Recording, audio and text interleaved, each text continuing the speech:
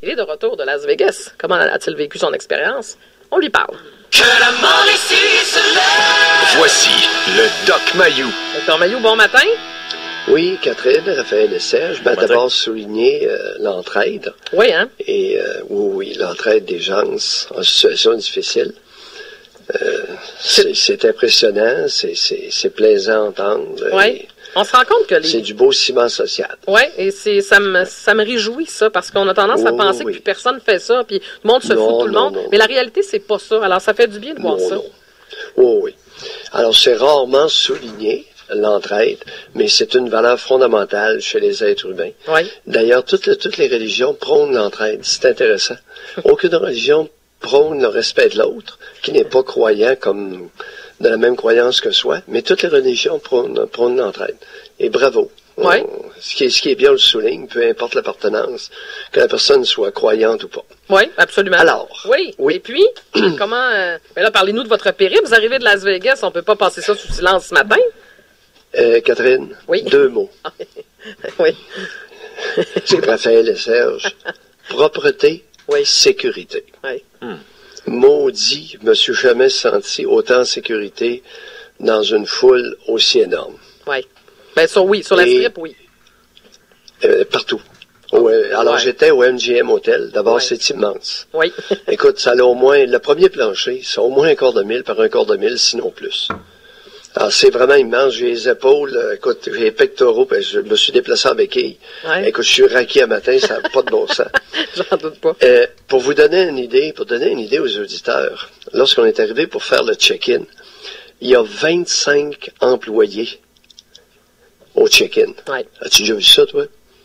Ben, c'est tellement... 25. Oui, y a habituellement, au Marriott à Montréal, il y en a 3. Tu comprends? On est ailleurs. Marriott Château-Champlain, il y en a 3. 25. Mais c'était un gros week-end en fin de semaine. Là. Il y avait de la boxe, c'était rempli probablement à pleine capacité. Non. Non, pourquoi non?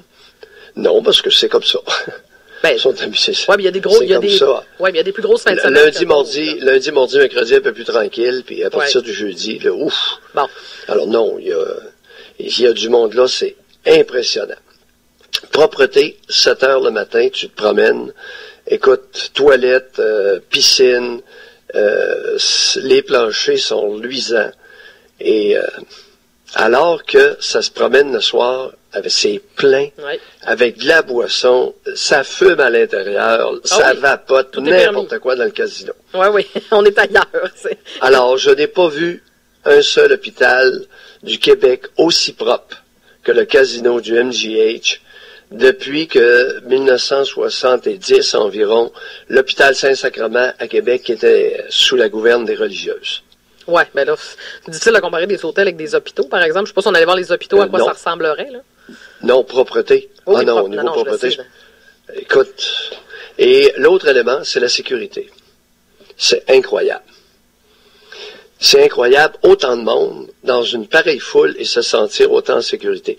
Je ne sais pas qu'est-ce qu'ils font aux crottés, mais les crottés vont pas là. Ben non, tu comprends? Les voleurs, les petits pourris, là, ils vont pas là. Ben pas sur la strip, Dr Mayou, parce que Vegas, faut faire attention. En banlieue de Vegas, c'est très criminalisé, là. Tu sors pas trop de la strip, là, je vous le confirme, là. Je suis allé 4 fois, mais moi. sur la strip, là, sécurité, c'est impressionnant. Oui, je suis d'accord. Et sécurité sur la strip, mais tu vas... Alors, on est allé au T-Mobile Arena. Qu'est-ce que c'est le T-Mobile Arena? Serge, retiens le mot parce que tu vas en entendre parler. C'est le nouvel amphithéâtre pour la nouvelle équipe de hockey. OK, oui, c'est vrai. T-Mobile, trait d'union, mobile, M-O-B-I-L-E, Arena. Alors, le T-Mobile Arena, c'est beau. C'est écoute, c'est très semblable au Centre Bell. OK. Ah oui? Et la sécurité encore, je vais juste vous dire en 2 mots. Il y a une arène en bas, l'arène de boxe. Ouais. OK? Le ring. Il y a un policier à chaque coin, OK? Qui est assis, mais en regardant la foule. Oui. Ça m'a frappé, et chaque gars mesure au moins 6 pieds 40 ans. Vous me suivez? Oui, on vous suit. Et lorsqu'il y a eu le combat de Canelo contre Chavez, qui était l'attraction principale, et c'était 2 Mexicains qui s'affrontaient, dans la foule, il y avait des partisans de chaque camp. Les 4 policiers sont montés aux 4 coins. Et les policiers sont armés. Écoute, tu te sens en sécurité là, j'en reviens pas. C'est à part de tout le reste, là. Puis les policiers, ils ont leur petit appareil sur l'épaule, peuvent se parler entre eux. Et puis il y en a d'autres, lorsque tous les boxeurs rentraient, derrière le groupe de chaque boxeur, il y avait 2 policiers armés. On est ailleurs. Ça confère... Ben, on est ailleurs. Ben, aux États-Unis, pas trop compliqué. Ben, pas oui, trop compliqué. Oui, Dr Mailloux, vous savez pourquoi aux États-Unis, le niveau d'alerte est toujours très élevé. En termes de sécurité, depuis les attentats du 11 septembre, ça a changé beaucoup de choses. Le portrait a changé, là. Il n'est plus le même, là. On se le cachera pas. Au niveau observation. Oui. OK, au NGM Hotel, j'ai remarqué, il y a beaucoup de groupes de personnes qui vont là. Et demandez-moi pas pourquoi, j'ai pas fait d'études, mais au niveau de l'observation, des groupes de 3 à 6 jeunes hommes, 25 à 35 ans, 3 à 6 jeunes femmes, 25 à 35 ans. Ben oui. Et il y a des couples. Mais il y a beaucoup de groupes de personnes qui vont là en groupe. Dr Mailloux, Vegas, c'est une destination qui est très prisée pour aller fêter des événements. À Vegas, d'aller jouer aussi. Ben oui, d'aller jouer. Il y a des hommes qui aiment le sport, il y a de tout. Ben oui, on part en groupe, en chum de filles, on s'en va fêter à Vegas parce qu'il y en a une qui se marie. Ben oui, c'est le classique de Vegas.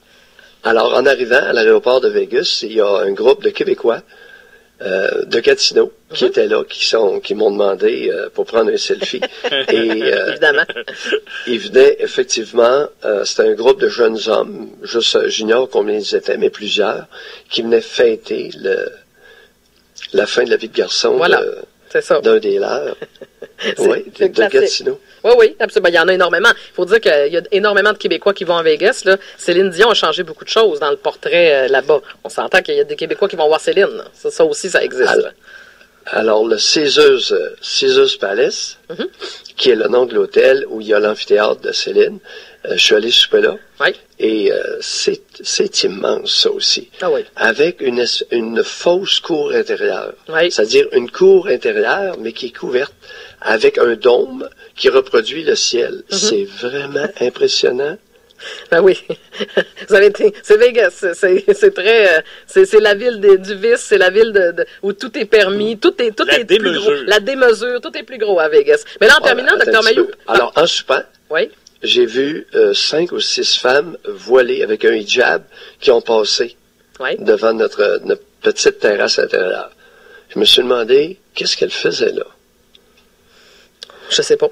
Je peux pas vous répondre. Je sais pas quoi vous dire. J'ai vu de tout. Oui, je réponds à vos questions. Non, mais en fait, je voulais juste, parce qu'on faut terminer bientôt, je voulais savoir, le combat, finalement, vous ne parlez pas de votre combat. Ça a-t-il été un bon combat?